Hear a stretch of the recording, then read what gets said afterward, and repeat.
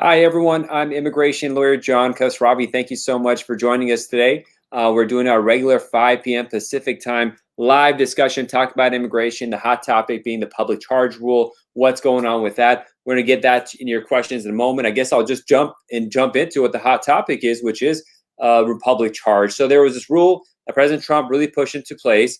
The term public charge always existed. This rule hasn't completely been taken away, but it's much more simpler than it was the way the President Trump did it. And it required all sorts of more forms, all sorts of more documentation. That is why President Biden came.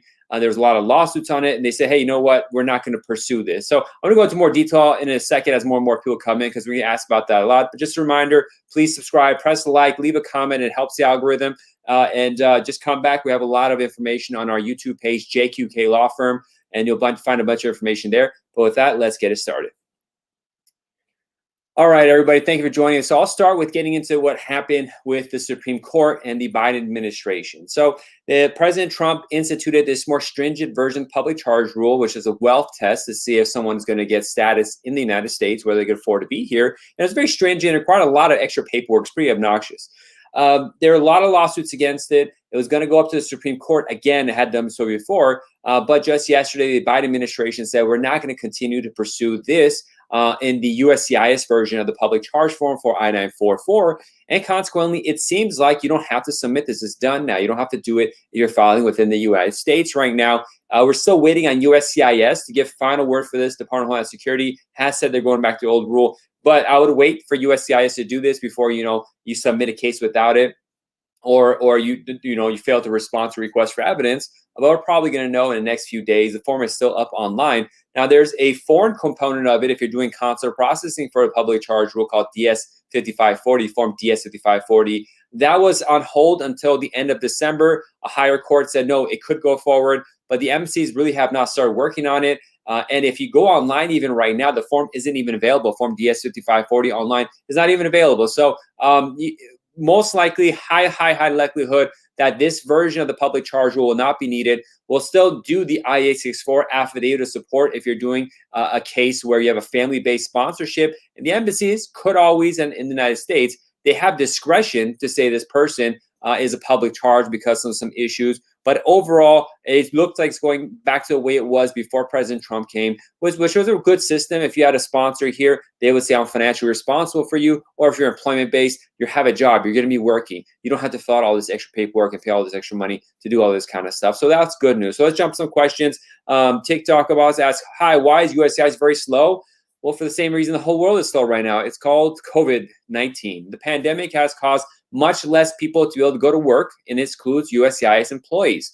And so a lot less people are going there. Funding has gone down dramatically. They blew a lot of money on waste during the Trump administration, so they don't have money to pay contractors. They don't have money to pay overtime. So taking between the intentional destruction of the immigration system by the previous administration, along with COVID-19, the destruction that it has, that put together creates massive delays in processing times, such that are unreliable. Because I'm sure we're getting questions already asking how long my case takes. That answer I just gave right there answers it. I can't tell you how much your case is going to take because first of all, I don't know the details of your case. We have to talk about that in private. But secondly, one case will take 3 months, another takes a year. It's very inconsistent. All I can say is be patient, and that's all we can say. Don't make any big moves until your required case is done. So Real Boy will ask, I have a pending I-130. My spouse died 3 days ago in a car accident. What should I do next? I'm really sorry about your loss. You also say I'm waiting for your travel documents of September. Well, unfortunately, if your spouse dies, your case gets automatically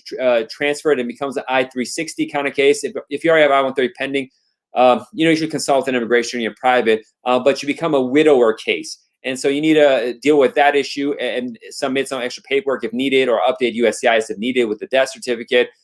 Just talk with an immigration attorney. They can definitely help you, but you will need the death certificate. But if you had a marriage case pending and your spouse passed away, there is the possibility of saving the green card case. It's doable. It happens pretty frequently. So you got to do that. With regards to travel documents, we have to see what's going on in the case, but you should discuss that with a private attorney. Eduardo says, can you file a 601A concurrently with the DS-260? So no. So let me back up so people know what's going on. If you enter the United States without permission or you overstay a tourist visa, and you overstay to a point where you will be subject to what's called a 3 or 10-year bar if you leave the United States, you will need to submit a waiver to be able to overcome that before you go to your embassy interview. I'm saying a lot of stuff that people who are in the process will understand. A lot of people might not understand. It's more complicated. But the essence is to get this waiver, first you have to get it approved. Then you can file the DS-260, but it doesn't make any sense. So when someone is doing an I-601A waiver for over presidents, first they have to get the initial petition approved. Once that's approved, you can begin a step called consular processing. And for that, you need to submit a Form DS-260 and Form I-6 for all this kind of stuff. But there's no point in submitting that stuff to get an appointment because you need to get the waiver approved first. So you can submit a DS-260 if you want to, but then you're going to submit a 601A. That's going to be pending a year. And then you're going to go back into your case, and all the information you put in the Form DS-260 is going to be outdated. And you have to do it again potentially, or deal with some stuff like that. So there's no point for you to move the consular processing case forward other than paying the filing fees. But you just want the 601A to be approved, then you could jump on the DS-260. What's the rush? Thank you with that. Marlon says, hi, Marlon. Good to hear from you. Ali asks, can I apply for asylum if I've been in the United States for the last 5 years? So I'm not an asylum attorney. I'm not a good resource for that. But generally, there's this rule in asylum that says you have to file for asylum within a year of entry to the United States. Now, there are exceptions to this, and you can get exceptions to it. It depends on your individual case and the individual issues you have. For example, you might be here on a student visa for 5 years, and then you overstay, but then you realize, I want to change my religion. If I go back to my home country, they'll kill me. So maybe you could say there's changed circumstances. Now, that's not exactly a perfect case right there. You should consult an immigration in private, but as I said, I don't do asylum, so I'm not a resource for that. It is possible to file an asylum case even years after, but you have to deal with that issue of not filing within 1 year and be able to argue why that is. So it's not an open and shut case. Petals ask, hi, can someone who comes from India in study package? I'm not sure what that means. I'm not sure what in study package means. So please rephrase your question and let's see what's going on that. Tulsi says, any updates on asylum cases? Well, Tulsi, not really. There's a lot of movements happening. There are changes, but it's very case specific. So you should consult an immigration in private to see if something's affecting your case. That's too broad to just say, oh, this update in asylum happened, because nothing that general has happened. There are little things that happen here and there every day. I have a separate recording. It's for immigration lawyers, but it's to the public. It's called the Immigration Lawyers Toolbox. And I do an interview once a month with a gentleman who's an immigration lawyer that goes to court and handles a lot of asylum cases. The last recording we did about a week or two ago went over 5 detailed in-depth cases. If you're learning for updates, go there. But they're very specific, nuanced kind of stuff. It's not something that probably may affect your case. But if you're interested in asylum and updates for asylum, just check out the Immigration Lawyers Toolbox on YouTube. It's an interview I do every month. The most recent one is with an attorney named Kevin Gregg. Check that out, and that'll answer your question if you're interested in asylum updates. Okay, so Eduardo asks, thank you. It's been a hectic process because I paid the fees for the DS-260, but they expired because we are still waiting for a response for the 601A, so I have to pay the fees again. We have to stay in touch with the National Visa Center to keep those fees alive. So I don't think you have to pay it again. I'm not sure what happened. Hopefully, an attorney could maybe look into for you, maybe get the money back. I doubt they'll ever give the money back, but now you kind of keep the thing alive and not have to repay if you have a 601A pending, because you're waiting for USCIS, and so they shouldn't charge you again. Just stay in touch with the NVC to avoid that. Pedal's asking, someone who comes from India apply for a student visa? Anyone can apply for a student visa. Your location doesn't matter. It matters if you're really a student, if you're really getting out of school, and if it gets approved. So there's a lot of different factors. Your location being from India itself doesn't make a difference for the case for the most part. Rafael asks, I-140 approved. That's an employment-based immigration petition. You got an RFE, a request for more evidence for I-485, the adjustment of status, the request for the green card, not the proof that you have work, but it's regarding your background. Any thoughts what it means? I didn't receive the letter yet. So, Rafael, you asking me to read your mind or something like that. If they sent you a letter, we got to see what's in the letter. It could be 1,000,001 things. It's impossible for me to answer that question. So, just when it comes down, when you get the RFE, schedule a consultation, we go through it, but it's impossible for me to guess. It's a random person on the internet asking me a question. It's like trying to have me guess how old you are, or probably guessing how old you are is going to be easier than answering that question. But, thanks for asking. Thanks for coming on the show. You're welcome. Edward Perez says, thank you. You're welcome. So, update about tourist visas. A lot of people ask about tourist visas. It's a messy situation. I did another video, you catch it on YouTube, where I talk about what's going on at the embassy system. Essentially, of all the embassies, only like 40 or so of them are actually issuing non-immigrant visas. Those are temporary visas. These are like tourist visas. And in many countries, like all Europe, Iran, China, there's travel bans. You can't even visit here if you visited those particular areas that I just mentioned. So it may be possible to get a tourist visa. Very unlikely to be able to schedule an interview because the embassies, for the most part, are closed. Some rare cases they may be open. If you're interested, contact your embassy to say, hey, are you open to scheduling this kind of stuff? Could we do it and see what's going on? Or consult an immigration to work your way through it. So tourist visas, they are possible, but right now, most of the time it's not. It depends on the case, the location, the background, the need that you have. If you have like an emergency medical appointment for a special disease that only they know how to cure in the United States, well, we can work and figure it out. The embassy, try to get that appointment. But if you're just coming to go to Disneyland and you're from, some countries, from China, from Iran, no, you're not going to get an interview. You're not going to get a visa. Okay, J. Anthony asks, I got a valid green card, but it's been stuck outside the U.S., but I've been stuck outside the U.S. for over a year due to C-19 and airport closure. Can I come back? J. Anthony, I got to talk with you, see what's going on. I can't answer your question here. I got to review your background in private. Mom was asked, any updates on the K-1 visas? Oh, nothing good, really. These are all stalled for a lot of the world. Some world's happening. Each case is different. Some embassies are making mistakes. Some have travel bans. Nothing specific I give to you other than expect delays. Depending on where your case is, you might be able to do a lawsuit to help move it forward. But just like the person asked about asylum, just any updates on K-1s is just way too broad. There's no broad update. There's very nuanced, specific things that are happening that are depending on your location, the embassy, the facts of your case, if you took part in this thing or that thing. So we'd have to schedule a private consultation to see what's going on with your case to be able to answer a question like that. Pinoya asks, hi, sir, can I travel outside the U.S. with my naturalization certificate while my passport is processing? Well, you're not supposed to really travel or leave the United States even without a U.S. passport. That's the best advice I give you. There's more private stuff we could talk about, more nuanced kind of stuff. Technically, if you bring your naturalization certificate to a land border at the United States, they'll let you in. But if you're trying to fly in and you take a naturalization certificate to the airport in some country, they're just going to look like you're crazy. So maybe if you have a passport that has ability to come to, as you're Canadian, for example, and you can fly in, maybe some stuff's possible, but I wouldn't recommend just traveling with your naturalization certificate. You should have your passport. If you really need to travel in urgency, you could contact the passport agency and request an expedited emergency approval of your passport. Rivera asks, for a fiance visa, do you have to send proof right away or after? Rivera, your question is not well worded. For a fiance visa, there's 3 different parts to it. There's 2 different parts. Then you have adjustment status. But you have the initial form, which you send evidence about your background and of having met. And then when you go to the embassy, there's separate sets of evidence you have to sit there. Whenever you submit something, you have to give evidence with it. Gar weird names asks, I have a case pending with USCIS and it moved to the National Visa Center. How do I change the address? It depends on where your case is and if you even need to change the address. But if it's with the National Visa Center, you contact them and say the petitioner's case has changed or whoever it is. I need to see what's going on with your case. But if you want to change your address, you contact the National Visa Center through their proper website. They have a page on their website for communications, and you let them know what's up. TikTok says, can I hire a lawyer to expedite my I-485 firm? Well, you could hire a lawyer. You could try to expedite. But expedite, one, depends on why you need to expedite. You can't just do it willy-nilly. You need to have a good reason. And secondly, it's up to the government if they want to prove it or not. So, yeah, it's probably better to have a lawyer look over things. So just be aware, but there's no guarantees to any of that. So I'm going to go back and talk about the public charge rule. We have a lot more questions popping up about what happened.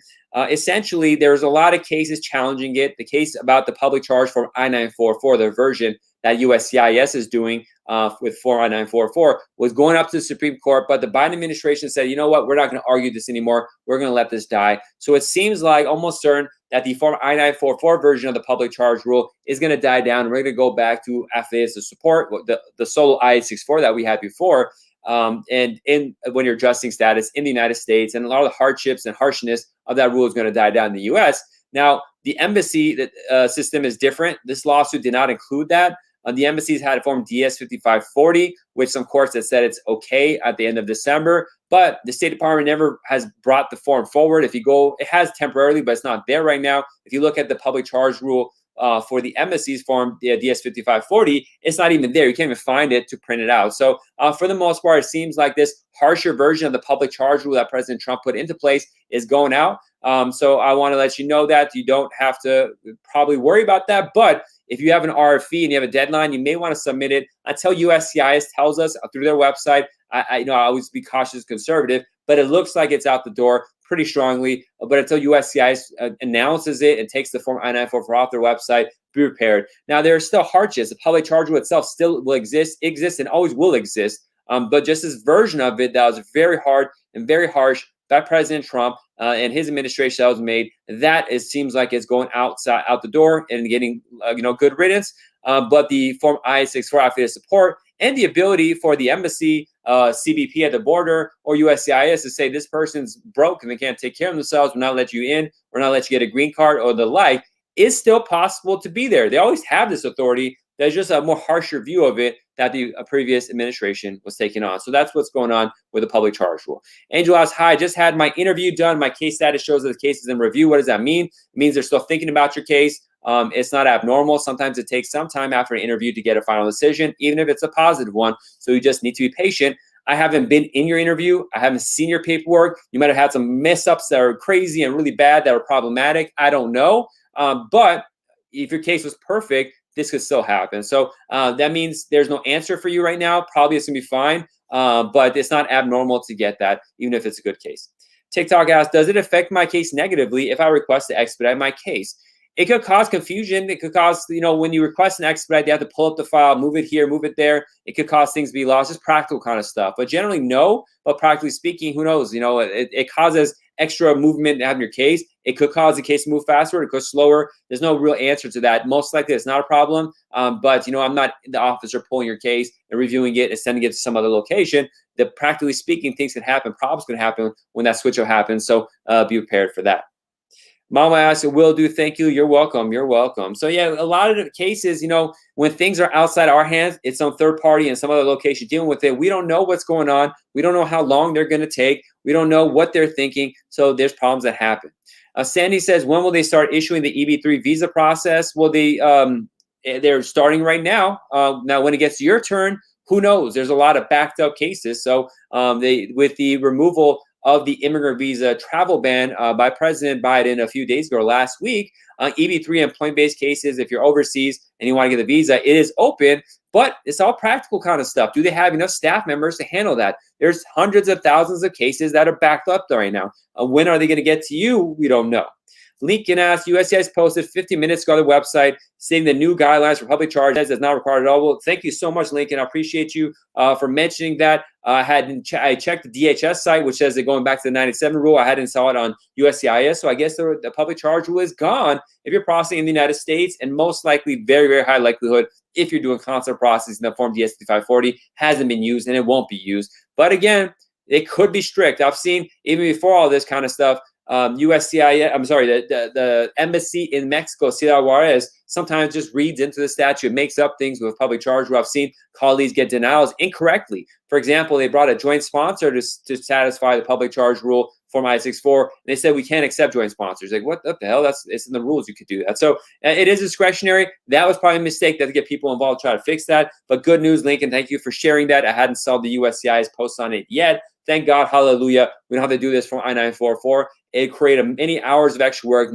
hundreds of thousands of dollars of extra costs, thousands of dollars of extra costs for clients. And I don't think it did anything to help, the idea that, people are broke, they can't. That form itself didn't help out. We had the affidavit of support where we had a U.S. person sponsoring it and being financially there. That was all that was needed. That was a ridiculous request situation that was added by the previous administration. So Petals asks, I have received my work permit, but not received the interview yet. I-589 asylum and withholding removal. Okay. Then you just gotta wait for your interview to be scheduled, and that's that. Well, you got your work permit. At least you're hanging out. Court is backed up right now, so just gotta wait.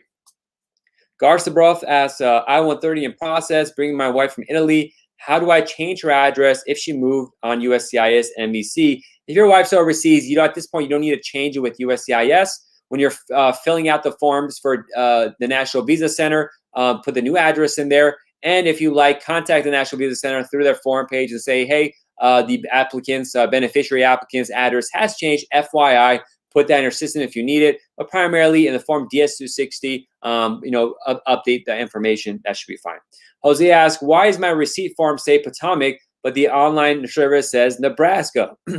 None of this makes any sense. So when you get a receipt, it might say for a filing, it might say where the location case are processing in. But I found mass inconsistency where they'll say it's processing in Nebraska, and then I get approval notice from the California Service Center. It's in Texas, and then Nebraska comes. There's no consistency. I have a case right now. I was looking at it last night. It's a I-130. A woman, a U.S. citizen, filed for her father.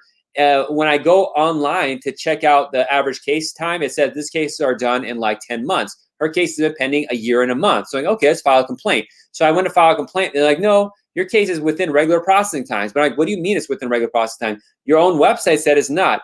And so we go back and forth. No, we can't help you. So don't rely on logic and consistency when it comes to this kind of stuff. There's no real answers because it's a huge mess. So that's all I can say about that, Jose. But thank you for your question. Claudia says, I hope they let family members wait in U.S. while processing like asylum and refugee. My fiance and I will get married soon and start K3. Okay, good luck. Yeah, hopefully you'll be able to come and wait. Claudia, I hope you aren't separated from your loved one for any longer. Pinoy asks, sir, follow-up question. I'm a dual citizen. I have my passport for another country, but since I just applied for my U.S. passport and what I have right now is only the naturalization certificate, then I don't know what to tell you. I mean, you're not supposed to travel and kind of come back to the United States. If you're a citizen without your passport, you got to do what you got to do. If you want to schedule a private consultation, we could go in more detail about it, but that's all I got here. Blaze asks, hi, can my I-485 interview based on marriage be approved without a joint account? My wife is pregnant. You don't have to have joint bank accounts when you're doing a marriage case as proof of relationship. Now, it's better that you do. A lot of people a lot of officers find it important, but there's other ways of showing it. For example, if your wife's pregnant, you go to the doctor, maybe there's some notes that list who the father is, or maybe you've been on flights together, you travel to places, you have photos together, you have a joint lease agreement, joint car lease, or health insurance together. There's all sorts of other ways you could prove your relationship for a marriage green card case. Just having joint accounts, not one of them. I was having a consultation last night with clients, and they didn't want to join their accounts. Now, we know each other's finances, but we're keeping it separate. I said, okay, what else do we have? Okay, they went on a bunch of trips together. They have photos with family and friends. They have letters they're going to get. They have car insurance together. They have health insurance together. They have 2 or 3 more things. I said, okay, we'll do that. You go for an interview. You be yourself, and you'll be okay. You know, in your case, you'll probably have your kid. God bless. By the time the interview happens, bring the birth certificate of a child. That could go a long way. Lincoln, you're welcome. Ask the person that helped me about the update about USCIS and public charge rule. Says, I've been checking all day for updates and guidance. All details are posted if people are able to refer to the website for it. Wonderful. Thank you, Lincoln. I appreciate that.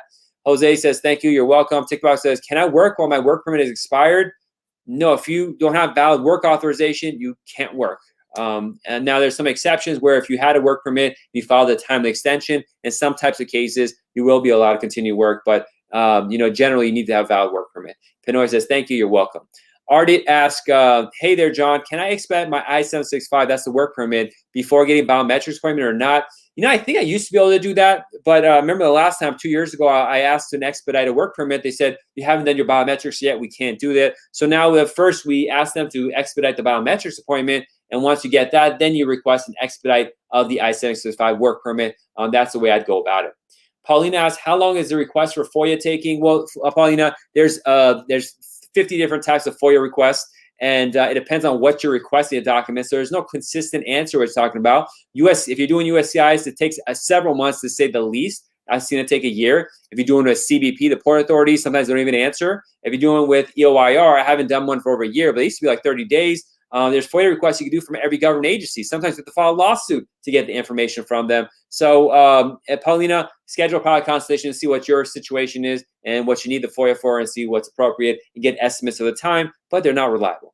Pejorat says, hello, sir. Thank you so much for watching. I want to thank everyone who's joined us. And, if you're thinking about doing a marriage case, download the Ultimate Marriage Green Card Guide at www.marriageimmigrationlaw.com. That's marriageimmigrationlaw.com. I did the Ultimate Marriage Green Card Guide. Talks about fiance visa, marriage visa, all this stuff associated with it. I'm going to have to update it to take off the public charge form I-944 stuff that's in there. But other than that, it's there. You have sample questions of how to prepare for an interview that you may be asked, sample translation certificates, sample affidavits and declarations. It's worth $50. It's worth $5,000, frankly, because they teach you how to do a case essentially. But you should consult an attorney after you read that to get specific guidance as to your case. But it's a good first step to realize and understand what the marriage green card process looked like. And in reality, it overlaps with employment-based green cards and all other types of green cards, not just marriage cases. I just market it in that way. So it's something good to download to get an idea of how the green card process is. There'll be some nuanced differences, but you always should consult with an attorney in private for guidance on your individual case. So we got a couple minutes left. Let me ask one or two more questions, and we'll call it a day. Marlon asks, "Hi, I filed I filed from September 29th. I received my receipt notice November 4th. They received my case October 5th. And still no biometrics." Yeah, the biometrics are delayed. Just be patient. I've done a lot of videos on YouTube about this. You got to wait. Biometrics are super backed up. Could be 8, 9, 10 months. So again, you got to be patient. Receipts are taking months. You got to be patient on that as well. Those are taking forever. It's a really bad situation when it comes to delays with USCIS, the embassies, everywhere you could deal with immigration. It's backed up and problematic.